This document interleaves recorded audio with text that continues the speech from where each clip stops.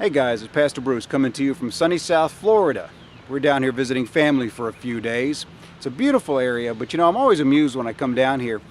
There's a lot of folks that are just your average everyday people who got tired of the cold weather and the snow, and so when they got a chance to retire, they moved south so they could have fun and wear shorts the rest of their lives.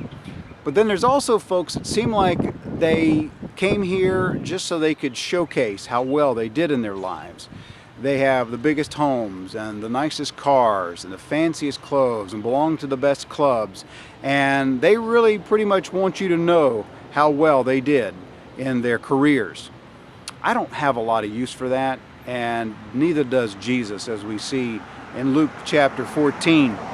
Jesus is having a Sabbath meal with the Pharisees, and he notes that they're jockeying for position, and he calls them on it. And he tells them, instead of you worrying about being exalted, why don't you just humble yourselves and worry about the exaltation down the road? We see him continue as he talks about the fact that when they have a dinner, to not worry about being repaid for bringing people in, but instead to invite folks who can't repay them. And that's where I'd like to stop and talk to you for a minute or two. You see, we really, in this world, in the flesh, like to be recognized, like to be noted, and really want people to stroke us because of the good things that we do and how wonderful we are. Ultimately, that's the reality of the flesh. That's not the way that Jesus wants us to live our lives.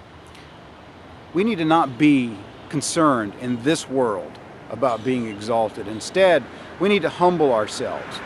Part of that humbling comes from not being so caught up in the activities of this world. Yes, we have to work so we can eat and those kinds of things, but do we need as big a house? Do we need as big a car?